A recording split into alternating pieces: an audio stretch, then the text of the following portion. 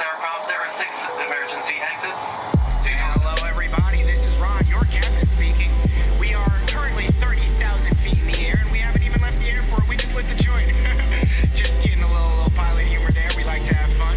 Our destination today is Casablanca, Morocco. So everyone, sit back, fasten your seatbelts, and prepare for... Are you looking for a better way to play player props or daily fantasy sports? Well, look no further than Prize Picks.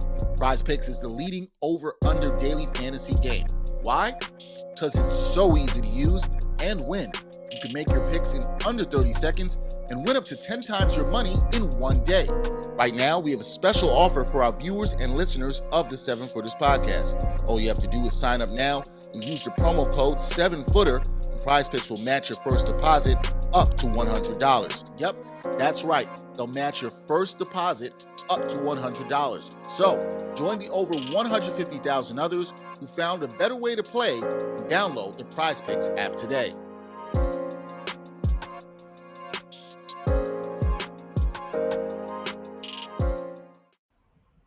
Seven Footers crew, how are we doing out there, my friends? Jarod and Jenna here. You know what it is. Jarod, how we doing over there? Doing well, can't complain. We're in the home stretch now, Jenna. Playoffs less than a month away. We got about, 14, 15 games or so left, and it's time to let's go. Get ready for the postseason.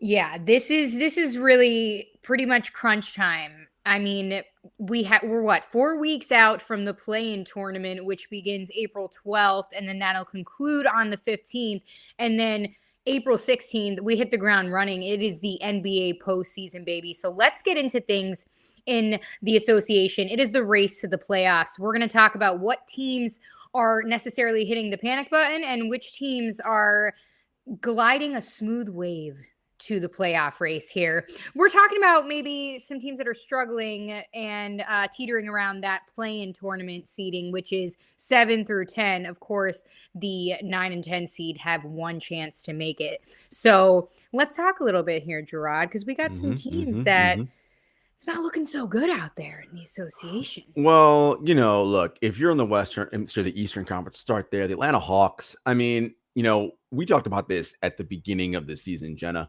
I was not pleased when Trae Young came out with those comments after this. I think the Hawks started like 2 and 3 or something. They were just weren't like clicking. He's like, oh, it's hard to get up for the regular season after what we accomplished. And I was like, my guy, like, y'all ain't really accomplished a whole lot. Like, yeah, you went to the conference finals last year.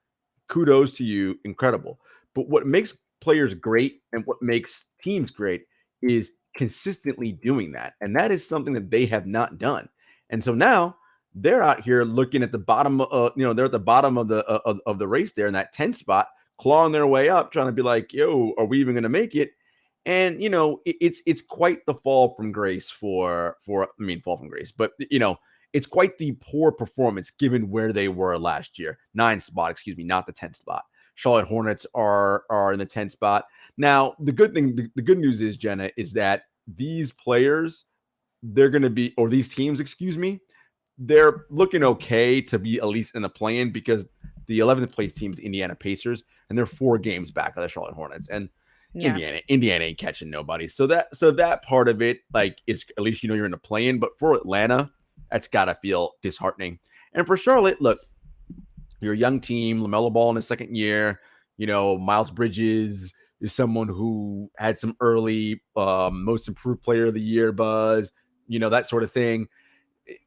You're not defending at a level you need to. The Hayward injury, of course, impacts them. So, maybe they're a little not feeling great about where they are. But those two teams, to me, I think are sort of like the most sort of like, not worried, but like, I'd say disappointed is a better word for them.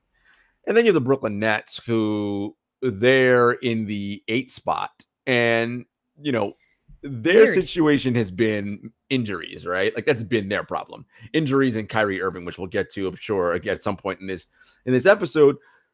His inability to play home games because of New York City COVID vaccine mandates. Kevin Durant missed a large chunk of the season, right? James Harden forced his way out the trade, and Ben Simmons is still on the shelf and hasn't been cleared to play yet, right? So that team is not whole. So I'd say from that standpoint, they're another team that's disappointed. Are they worried? No, because they seem pretty confident that when we play and our guys are here, we feel like we can take on anybody and beat anybody. Now, there's some teams at the top of the conference, while they're looking pretty good right now, they may not be looking so great if they got to play Brooklyn in round one. So they might be a little bit concerned. Let's put it that way. Hey, I mean, here's what I do like about the play-in. I mean, you don't want to face Brooklyn in a play-in. You don't want to face let's hop over the West. You don't want to face the Lakers necessarily in a play-in just because of LeBron James's playoff history. But these are teams that, I mean, when the going gets tough, though, like this, they're going to rise to the occasion. I think the Nets are going to definitely go up in the rankings as we close out the next couple weeks. I am surprised to see the Raptors in the number 7 seed and the Cavaliers to see how they've climbed. I mean, what are your thoughts about some of these teams that really weren't supposed to find themselves there necessarily? Well, so that's the thing, right? So for the Cavaliers, they're struggling a little bit lately, right? They were as high as number 3 in the conference about 3-4 weeks ago. Now they're down to 6. But let's remember, Jenna, they've already exceeded their preseason win totals. No one thought they'd be this good. So it doesn't matter. They've already exceeded expectations this year. Evan Mobley is excellent. And of course, we're dealing with the Jarod Allen injury right now. The Colin Sexton injury, he's out for the year. Allen will be back in time for the playoffs, I believe. So this team is ahead of schedule. So even if they somehow tumble out of the top 6 and land in the play-in, I still think it's going to be a super successful season for them because, again, no one thought they'd be this good. Everyone thought they'd be an under 500 team and, are on the bottom of the conference. And for them to be where they are, that is a testament, obviously, to head coach J.B. Bickerstaff, but also the gold they found in rookie draft pick Evan Mobley, who is sensational. Of course, I mentioned Darius Garland, who was an all-star this year, Jarrett Allen, Lauri Markkanen, that pickup. We'll see if Karis LeVert can help them come postseason time. I don't expect Cleveland to make any noise in the playoffs, but I will say this. That's the team that if you're, the 3rd seed, if seedings hold up and they stay 6, the Cavaliers I'm talking about, if you're one of the top 3 teams, the Heat, the Bucks, and the Sixers, whether they admit it or not, that's the team they would want to play in round 1. It's like, the Cavs, please. Let's play the Cavs. Only because, again, that Brooklyn team, or you want to play the Raptors because I feel like they feel confident about the Raptors, which we'll talk about. Although I wouldn't be so confident about the Raptors because Nick Nurse, first of all, we know he's a hell of a coach. And Scotty Barnes, I mean, the Rookie of the Year race is not open and shut. You could still vote Mobley and that'd be fine, but Scotty Barnes has been phenomenal and he can do everything on the floor. And he's a nightmare. Now, they may not have the go-to scorer that is needed to really sort of like scare you when they had Kawhi. But, Pascal Siakam is playing like an all-NBA player again. So, listen, and remember, Pascal and Fred VanVleet and Nick Nurse and OG, that crew has won an NBA championship. So they ain't going to be nervous in no round 1 no matter who they play. And Nurse is going to, let's put it this way, you ain't going to sweep the Raptors, whoever you are. They're going to steal a game or 2 off you. Hell, they might force a game 7. And if a game 7 is on the schedule, anything can happen then. So, but be careful. Cleveland is probably where you want to go if you're one of the top 3 seeds. I definitely don't want to play Brooklyn, and Toronto is looking scarier by the minute. Heck yeah. And before we jump into specific teams quick, anything blanket statement to say about the West at all? Because I know we've been talking about the East for a little bit. Well, first let me finish wrap up on the East. I think Milwaukee is probably the most comfortable right now of the top 3 seeds because they are the defending champs. They're like, well, we've done this before. There's no pressure on us. We know what we're gonna win, and we know we've already won, so we're good. Miami, you guys want to go back and prove that bubble run wasn't some fluke? You want to win now. Philly fans, we're talking all that smoke. We got James Harden. We're going to NBA championship. You got boat raced by the Nets without Ben Simmons when KD and Kyrie cooked y'all last week. And then last night, the Denver Nuggets and Nikola Jokic came out from a 19-point deficit and put it on y'all. So if you're Philly, you're probably feeling a little like we gotta get ourselves together here and figure out what we are. And Chicago, I just think that they had a great season, and I think DeMar DeRozan is going to have a hell of a playoffs. I don't know that because that'd be the 4-5 matchup as of right now. Let's see who they would play. It would be Chicago and Boston. Yeah, Boston's playing so well right now, and they can. And again, Jason Tatum is on another level right now, and the way they guard, man, they can play incredible. Like lock down, you're scoring not 0 points, but you're not scoring on us defense. Great defense, though. And when you have, that's the key, Jen, as you know, in the playoffs. If you can get stops like Boston can, and you have guys who can create their own shot, that's usually a recipe for success. And the Celtics have two guys who can create and get their own shot, in Tatum and Brown, and they play great defense. So the Celtics are another team that's probably, I'd say them, Celtics and the Bucks, probably the most comfortable right now in terms of what they're doing. Miami's fine, but they're kind of like, well, who are we going to play in that first round? And Philly's like, we got to fix some shit because we got some issues right now. Heck yeah, couldn't agree more. Real quick note on the Heat. Do you think that this season and this playoff run specifically has somewhat of an asterisk next to it just because of how things have turned out for the Heat the last couple years? After that bubble run that they had, things haven't really necessarily been up to par. And if anything, they only added great players. So do you think that this is kind of a like they kind of have to little prove bit themselves? of you're under a microscope? Yeah, you got something to prove this playoff run? That's a good point. To some people, I think it does, right? Because a lot of people don't view the bubble season, end of the season, as anything real, right? Even though, look, it's basketball. What do you mean it's not real? Like, it's basketball. But they view it as, well, that was a perfect environment, no travel, you know, and it was perfect for a team like Miami who just grinds. And okay, that may be true, but that still doesn't discount the fact that they put the smackdown on the Milwaukee Bucks that were the best team in the regular season, right? They went to 7 games against the Boston Celtics, and they gave the Lakers all they could handle in the NBA Finals. So we know Miami is a great team. We know Spo is maybe the best in-game coach in the NBA. He's phenomenal. You know, for me, that really isn't my issue with Miami. My issue with Miami is, can they score enough points in the half court? That's what I'm concerned with. Because right now, to me, the only reliable half court creator is Tyler Hero. And because Jimmy Butler, Jimmy Butler is incredible, but he hasn't shot the ball well this year at all. Yeah, he's kind of been a little stagnant on the offensive end. That's a little concerning for me. And Kyle Lowry's not that guy. And as much as Bam Adebayo's good, Bam also isn't an initiator on offense, right? Like, you get him the ball so he can finish, not so much give him the ball 18 feet out and let him do some things, or 20 feet. Like, you know what I mean? So their half-court ability to score against better defenses, that's concerning to me. Like, against a team like Miami or Milwaukee, like, how are they generating their points? And let's just say they end up playing Brooklyn in round 1. Okay, you can be like, well, Gerard, Brooklyn doesn't play any defense. Okay, but let's assume that Ben Simmons and Kyrie Irving are playing, and they have that 7-foot sniper known as Kevin Durant. You gonna score enough points to keep up with them? Because that is an offensive juggernaut, right? They're gonna blitz 120 on the best defense because they're that good. So, easy. You know, are you gonna be able to score enough to keep up with them?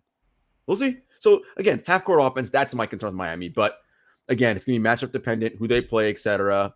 We shall see.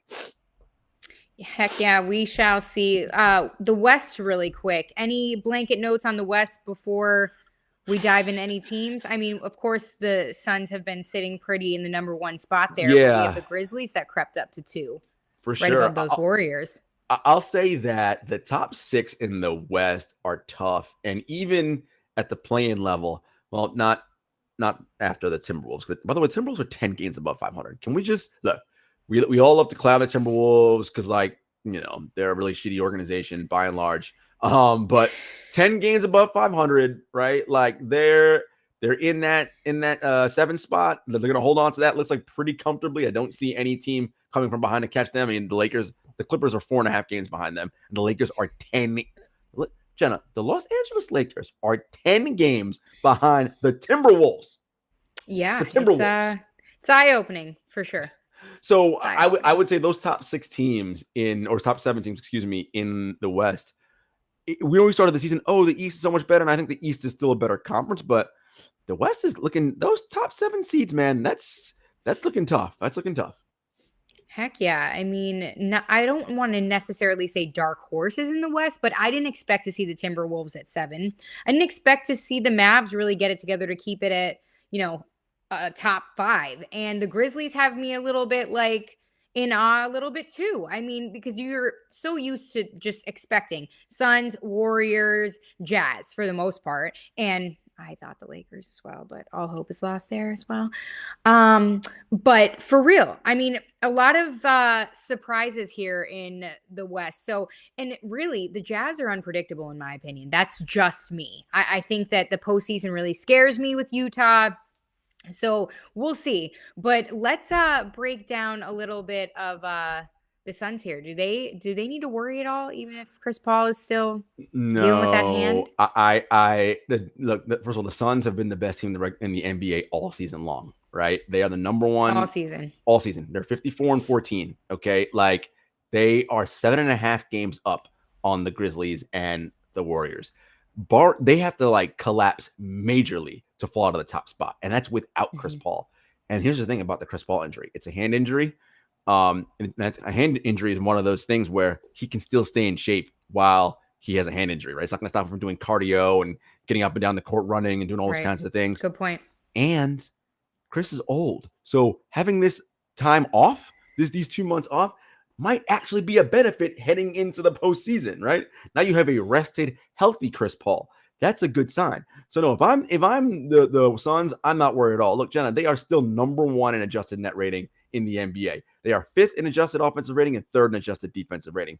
The only team in the top 5 in both. I mean, look, they're my pick to go back to the finals because I just love what they're doing. They have an identity. They know who they are. The Grizzlies, they're not worried because, again, they are exceeding expectations. Now, beginning of the season, I said they have to be a playoff team this year, right? So I figured somewhere in the top 6. Well, they're blitzed ahead of that. They're 2nd, right? They have a chance to finish with the number 2 seed in the Western Conference. That is ahead of schedule, right? So that 2-7 matchup, let's say the seeds hold, it would be Grizzlies versus the Timberwolves. Now, the Timberwolves aren't going to be a pushover, right? And I expect the Grizzlies to win because this is the maturation process for them, right? Last year, they beat the Warriors in the play-in and they hit Utah in the first round. They lost to the Jazz in round 1. Okay, that's, you get to the playoffs as a young team, you get your lumps. The next year you go to the playoffs, you're expected to win a round.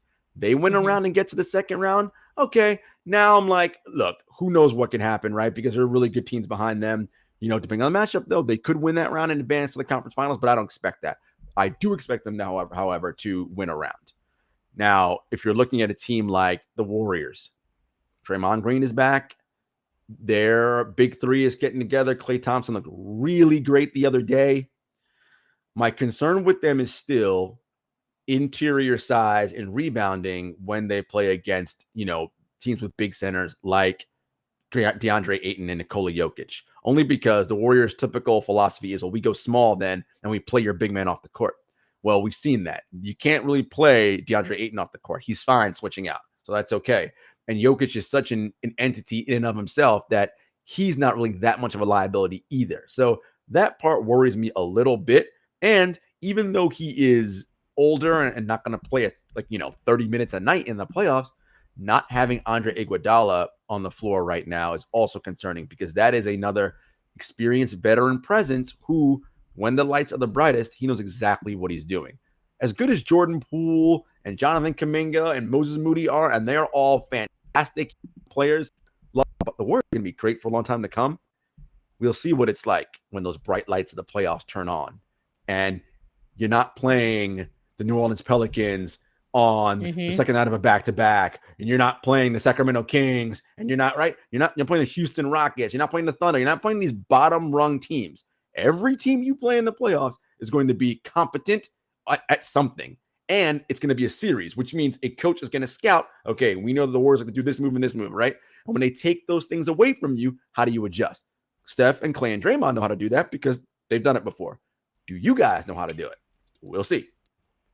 Not to mention, we always talk about this on this podcast about the NBA postseason. It is a different ball game. And yes, of course, the casual fan will be like, yeah, of course. I mean, it's more competition, it's this, it's that. But if you think about the nitty gritty of it, these teams You have one opponent. You're focusing, and I'm going by series. You're focusing on one team. You're watching the same team every night. You're facing the same team every night, watching the same habits of players and film. And the pace is 10 times more accelerated than it is in the regular season. Yes, don't get me wrong. You should play it 100% every night like LeBron James does, but unfortunately not every player does that. Hence why we have the greats who separate themselves from the good guys. But you have to play at 100% every night. You have to be on every single night. And you and I can talk till I'm blue in the face. We've talked about this. The pace is so different, and it's very interesting to see the younger guys go through it and how the veterans kind of help them. And these teams that don't have a lot of experience compared to the teams that do, you see them make those rookie mistakes in the postseason. I mean, you could elaborate much better than I am. I'm just teeing it up. The analogy I always use, Jenna, is what does the scouting report look like in the regular season versus the playoffs? As someone who covers the NBA and goes into locker rooms, I know what it's like. The scouting report in the regular season is just the whiteboard or the digital board at the front of the locker room. It's got 3 bullet points on it. Real simple. This is what we're doing. You ain't watching no film. Yeah, they have film playing, but listen, you just got on the road from Memphis and now you're in Milwaukee. And listen, you don't have time to be studying who you're playing. Okay, stop them in transition, cover out the 3, like basic, simple things.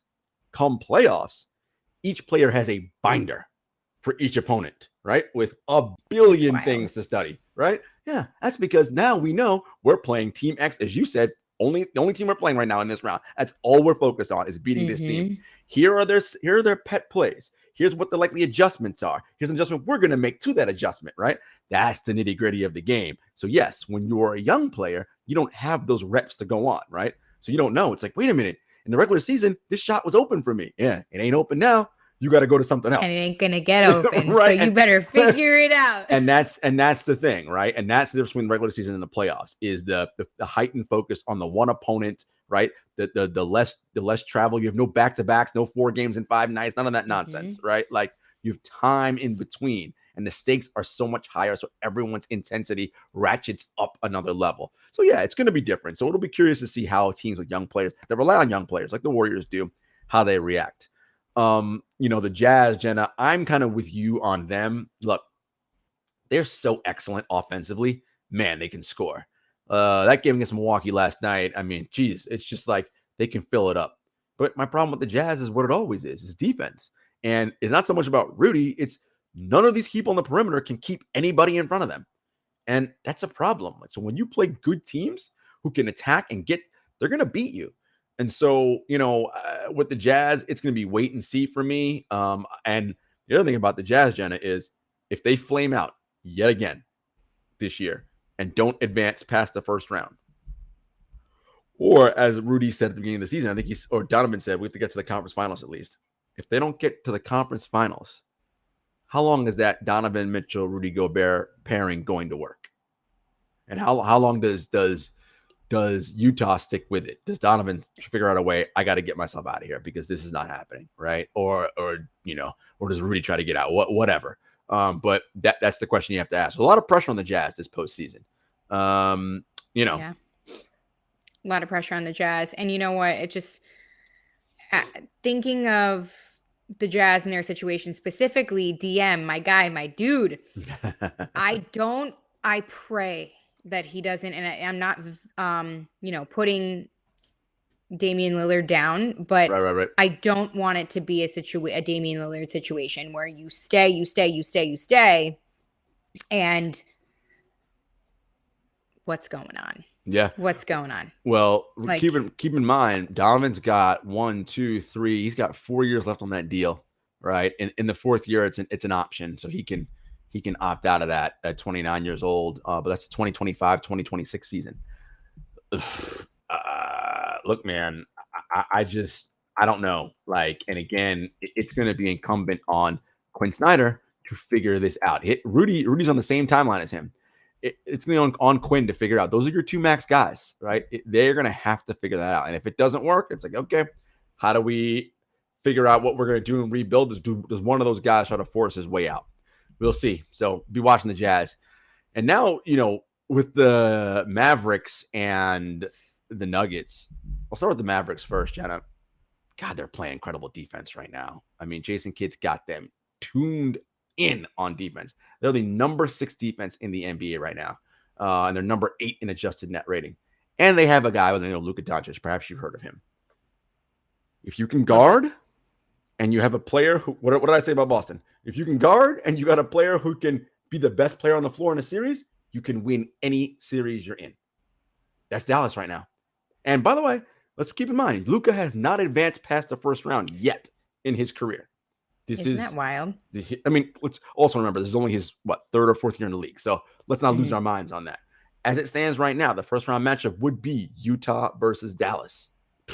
That would be a good series. Do you imagine Utah goes out in round 1 to Dallas? To be honest with you, there's some series at the beginning of the playoffs that you can instantly predict. Yeah. Especially, a couple years ago. Warriors, okay, they're taking everything for a while. But that specific matchup, I wouldn't know off the top of my head. I would have to actually sit here and think and really, really evaluate that, because I'm not going to sit here and say it's even. I mean, both teams are extremely different, but hey, right now they're rocking the same record. So, and again, in the playoffs, the team that wins usually has the best player in the series. Luka Doncic can easily be the best player in that series. Easily. Yeah. And if they're guarding, I mean, right? So I think Dallas is feeling pretty comfortable about where they are right now. And the pickup and the Spencer Dinwiddie pickup and Davis Bertans pickup, I think, was big for them. Really big. Denver, they just had that game in Philly last night. We talked about beating the Sixers, coming back from 19. That was a good game. This team does not have its second and third best player in Jamal Murray and Michael Porter Jr., which we've talked about before. The fact that they are a solid 6 seed and a competent playoff team, right? Like the fact that they are 41-28 tells you how remarkable Nikola Jokic is and why he is likely going to be back-to-back MVPs. Because, I mean, this team has no business being this good. This is no disrespect to Will Barton and Monte Morris, but a team with them dudes should not be this good, but it is. They are, because of the brilliance of Nikola Jokic. And if they get Porter and or Murray back, I mean, this team could be scary, right? The 3-6 matchup right now would be Denver versus the Warriors. If all of a sudden Michael Porter's back for the last 10 games of the regular season, he's looking like himself, hitting threes and spotting up from all that, and then you got Jokic doing his thing, and then Murray, hey, that's a first round matchup that's a little more trickier than the Warriors would like, or anybody, whoever ends up in the 3rd seed would like. Couldn't agree more. I mean, they were fighting before Murray went down, and I hope that he can return at least at some point. I mean, it's been a minute. So Murray got hurt in last season's playoffs, or right before last season's playoffs. So yeah, so it's been over a year, or not quite. But the ACL, that takes a little while to heal, and from what I understand, he's not quite there yet. So look, This is a long shot, and you got to give him time to work his way up. I mean, look at Klay Thompson, right? He's still working his way back into shape. So you're not going to just all of a sudden show up and be like what you were when you left. It's going to take time. So we'll see. True. And last note on Jokic, for that Sixers matchup, he was battling. He was battling in the paint. I mean, his arms were beat red. I mean, at one point, I was like, did he get hit in the nose? His face was red. He was battling. I mean, he's just carrying that team on his back. So kudos to them. They're exceeding expectations, in my opinion, too, at this point in the game. Any other tidbits for the West? No. I think that's pretty much it in the West. Look, the Lakers, we'll get to them, I guess, at some point. They're a disaster. What are we even talking about here? There's really nothing to say about this team. They're terrible. Look, God, they could very well fall out of the play-in. Right? They could. Oh, easy. Yeah. I mean, they're the Anthony Davis, it doesn't seem like anytime soon. I mean, that doesn't look good. So I don't know when he's, and let's also remember, he's not going to fix everything that ails them when he comes back. This team's got a lot of problems. Jenna, they are a game up on the Pelicans for the 10th spot, which is the last play-in spot. They're only 2.5 games up on the Portland Trailblazers. Now, thank God Portland's tanking, because if they weren't, I'd be like, hey. Damn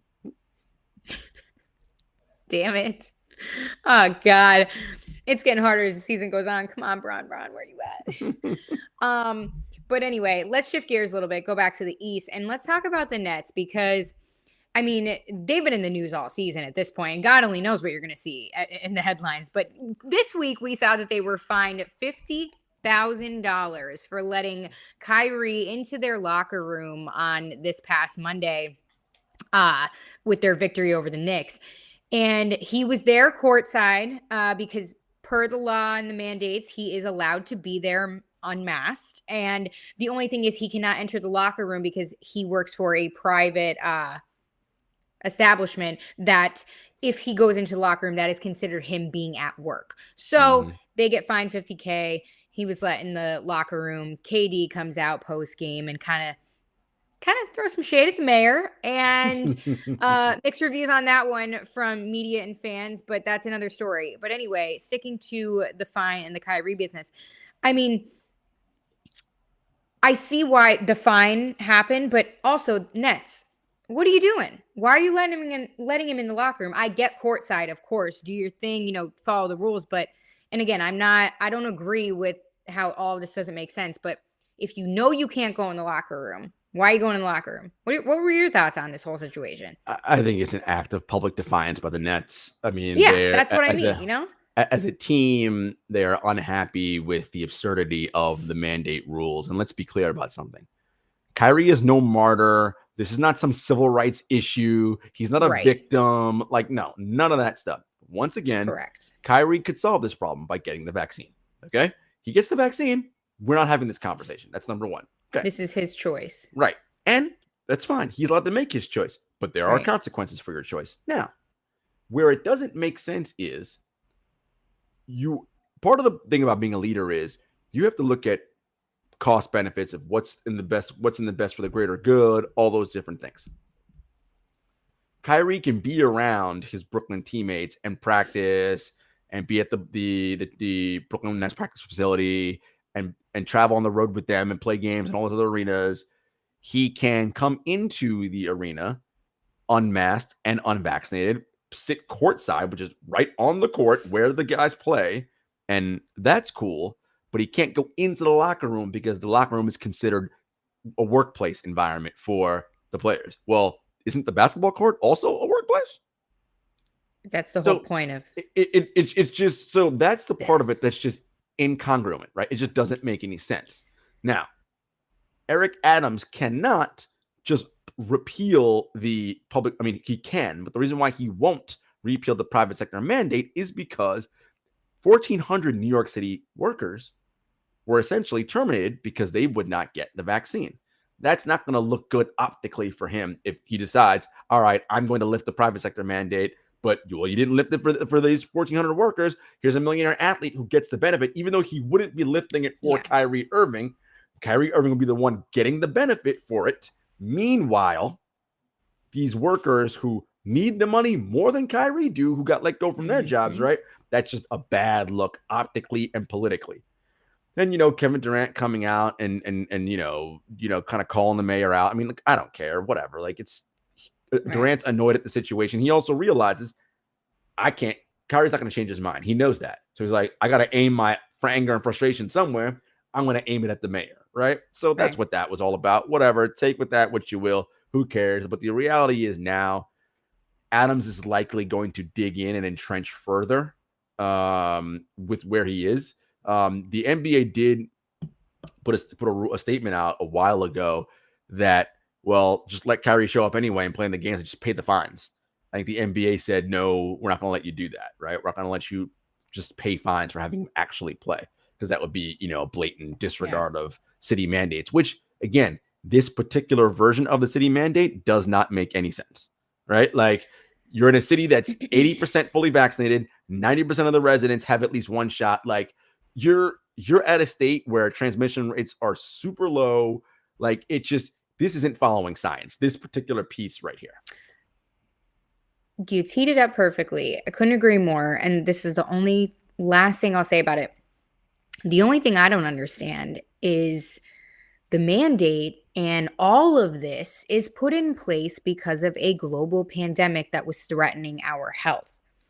So I get it. But Kyrie being able to go sit courtside, go walk on the court, kind of basically be anywhere but the locker room.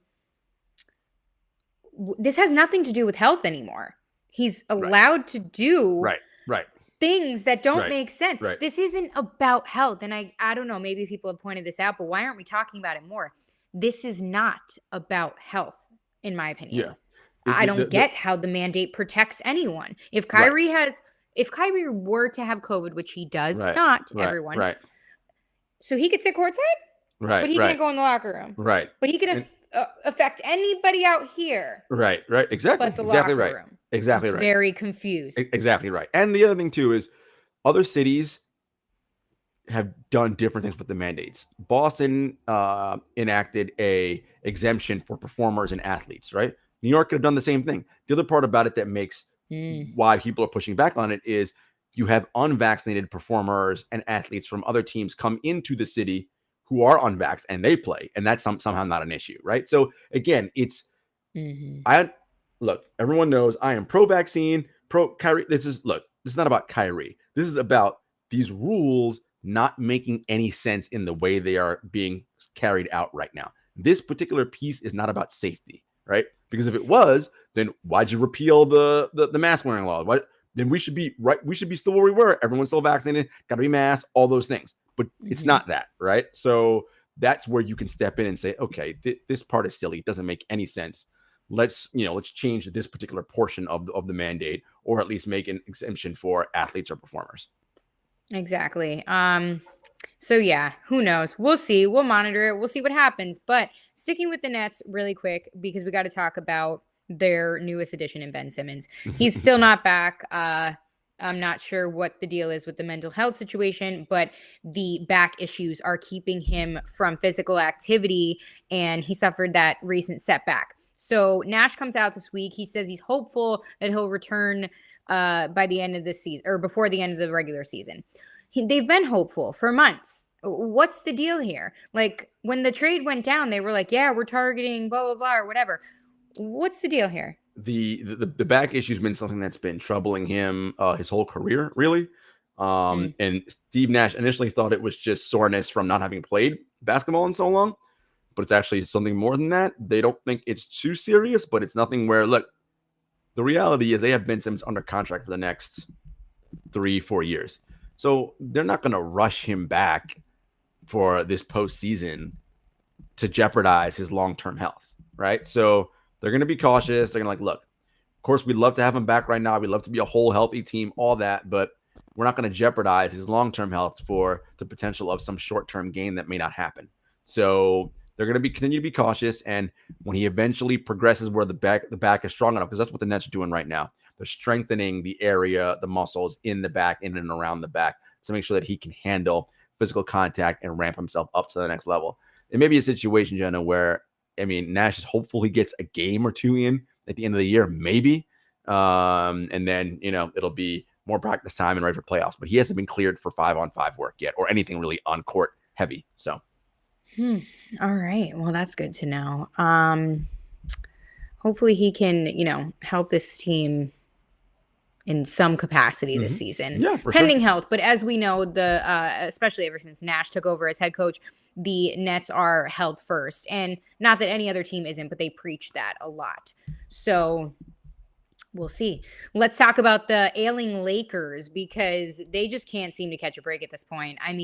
LeBron James is playing at an MVP like elite level, dropping 50 here and there, breaking records, XYZ, but it is not enough to overcome slipping out of that 9th seed that they've been stuck in for months. And, Russell Westbrook had the shooting struggles, this and that. But let's talk specifically about their loss against the Raptors on Monday, because LeBron James kind of showed a little bit of cracks in his hard exterior that he kind of just walks around and doesn't seem to be fazed about too much. But he had specifically 2 outbursts in that game, Draw. Did you check those out in the viral videos? I saw them.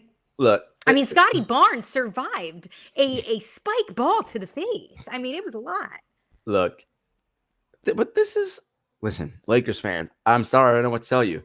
This year, and next year. This is what you're going to get. This is what you're going to get. The Lakers are, for better or worse, tied to LeBron James, Anthony Davis, and Russell Westbrook. Now, LeBron James is doing his part. We know what the Russell Westbrook situation is. Anthony Davis stays hurt.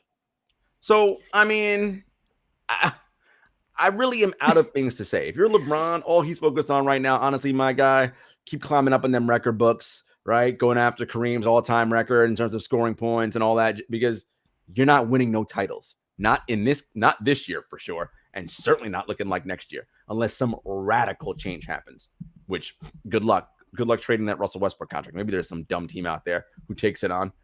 I doubt it, but we'll see. But this is where you're at. This is who you thought was going to be good enough to help you win a title, and it proved not successful. Anthony Davis, hurt. Now, here's the other part about this. LeBron, 37, 38. He's aging, right? Yeah, he's back now. But every year now, since he's been a Laker, he suffers some kind of injury. We all know the best predictor of future injury is previous injury. The likelihood of LeBron being injured next year is highly likely. So he's going to miss time next year. And as I said, Anthony Davis stays hurt. So he's probably going to miss time next year too. This is who your team is right now. And, this is like what it was like at the end of Kobe's run, and then you were in the wilderness for those years and being terrible until LeBron came. This is what it's going to be like, Lakers. Listen, you got your championship in the bubble. Congrats, because you ain't winning another one for a while. Well, everyone, you guys can exit to the left after that eulogy. Fine. But anyway, for real, yeah, the Lakers, it's looking like they're going to get bounced out early on. I mean, hey, maybe they'll have some type of surge or miracle in these last 4 weeks. But Jenna, you wishing and hoping on a prayer. It ain't happening. I'm hoping on all the goddamn prayers, Jarod. But that's another story for another time, because last question about the Lakers before we move on. Frank Vogel. What's the deal? I mean, is this it? Should he be gone? Listen, Frank Vogel didn't forget how to coach. This is not a Frank Vogel issue. This is a roster issue. This roster is terrible. Like, I mean, you're asking him to make chicken soup out of chicken shit. Like, I mean, what? Love it. He didn't forget how to coach basketball all of a sudden. This roster's not good. It just isn't. And again, when you rely on AD and LeBron to be the core and the centerpiece of everything, and one of them is always hurt, that is a problem. Westbrook is not good anymore. We know this. That's a problem. I mean, like, listen, I've said it a million times. I'll say it again. You'd be a lot better off. You had Alex Caruso, Kentavious Caldwell-Pope, Kyle Kuzma, right? You'd be a lot better off right now if you had those guys. You don't. So this is where you're at. Big facts. Well, let's talk about those timber puppies, because they're not puppies any longer. Okay. Specifically, let's talk about Karl Anthony Towns dropping a career high 60 points, the most scored in this NBA season. And he made a franchise record when he dropped 60 the other night in a win over the Spurs. I mean, he was on fire. 19 for 31 overall. He grabbed 17 boards, finished 7 for 11 on threes. I mean, he was immaculate in the post game interview. It was funny. He didn't even know he had 32 in the third quarter. I mean, damn. Yeah. That's not even real. That's like NBA 2K numbers. I mean, we already bragged about the Timber Puppies before, but Cat's really having himself a time. And I will say, before I give you the floor, he just seems more confident than ever right now in his game and himself and his life. Of course, granted, this terrible situation with his family, but on the floor, he is confident as ever. I mean, that performance was great. Yeah, I mean, Cat, forever, we've said, is one of the most talented big men in the league. And, it's going to be tough keeping him off an all-NBA team this year, right? So we know Jokic and Embiid get the first two center spots. I mean, do you give the third center spot to Cat or Rudy? Like, I mean, again, if you look at just raw production and counting stats, of course, Cat will take the cake in that because he scores more and all that. That my favorite stat to look at is estimated plus minus. If I'm looking at estimated plus minus, Karl Anthony Towns right now is ahead of Rudy Gobert, plus 4.8. Rudy's a plus 4.5.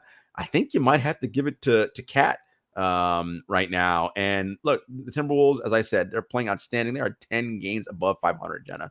Like 40 and 30. They're good. Whew. And if this again seeds hold and they play Memphis in that first round, it's gonna be a tough series for Memphis. Cat, Anthony Edwards, D'Angelo Russell, it's gonna be tough because those guys are gonna ball. So kudos to Cat and the Timberwolves.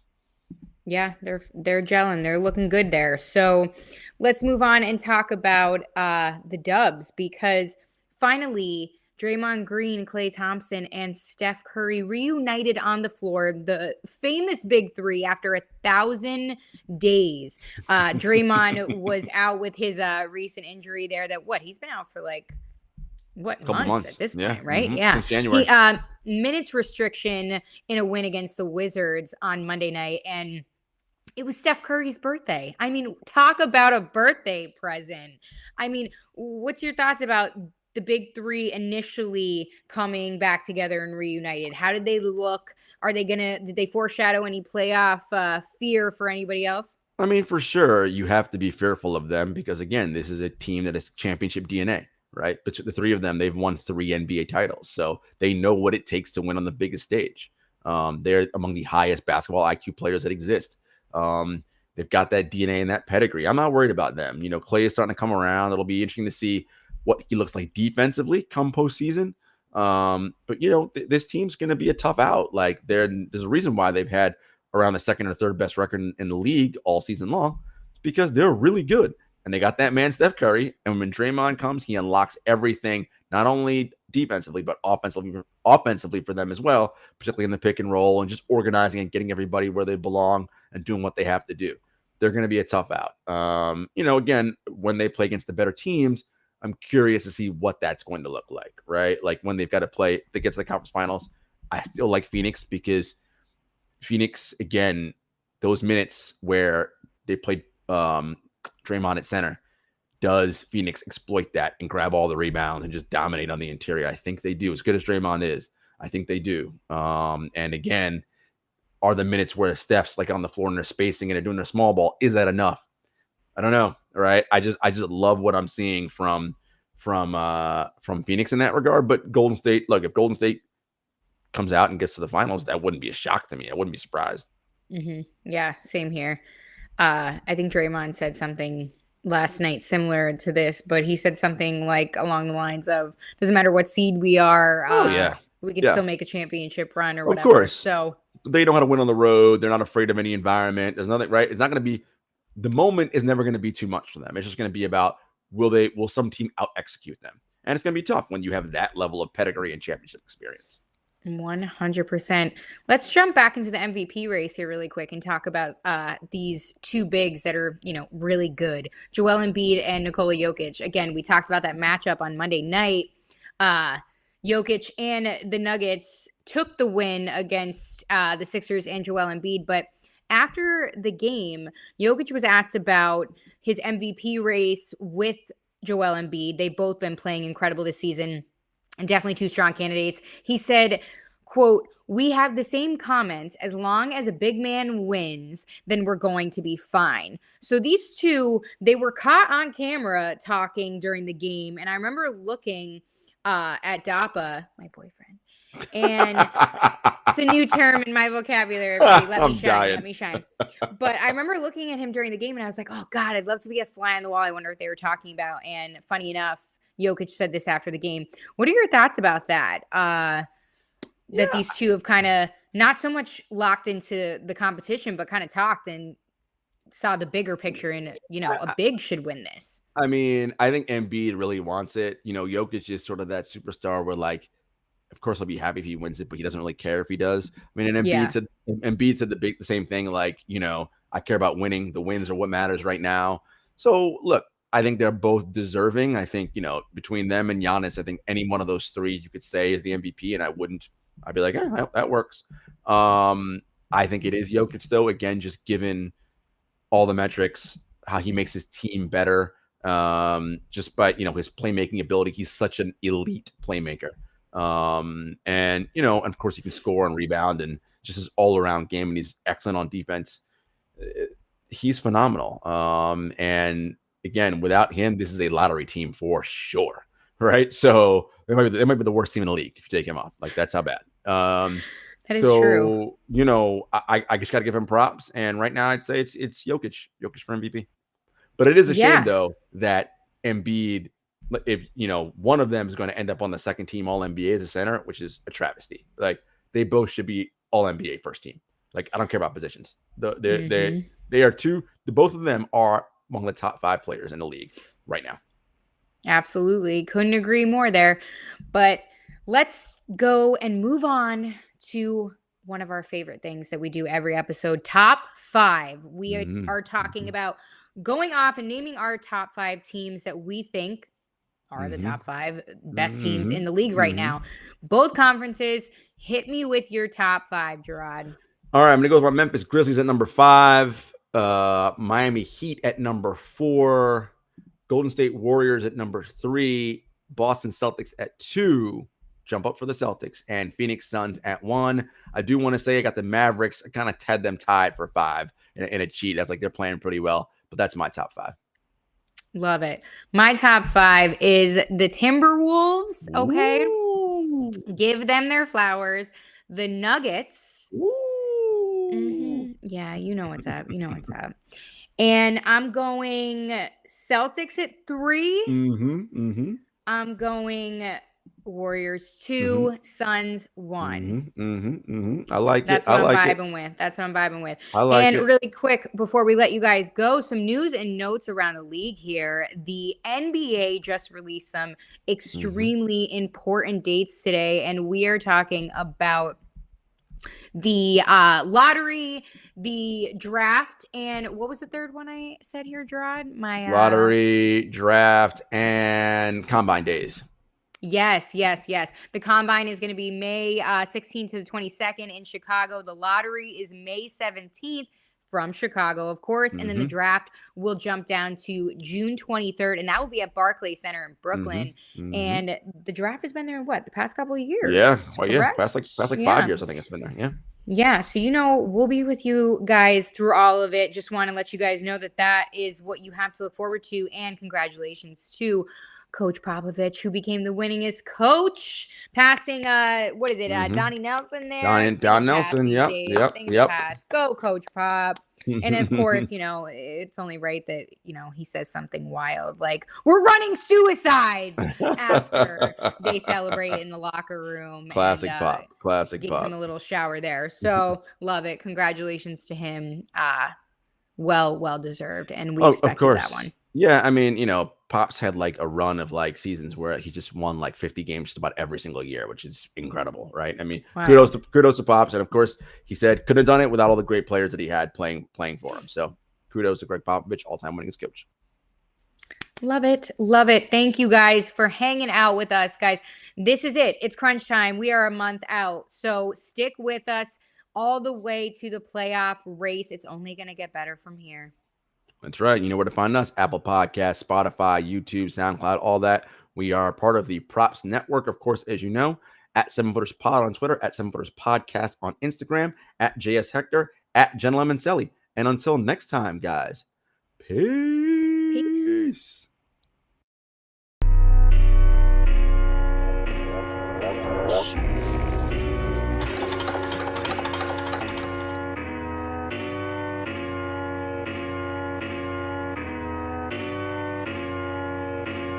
Spent a couple years out here with these raps, trying to have a plan that we made come true. Applied to some jobs, but I ain't hit back. I don't wanna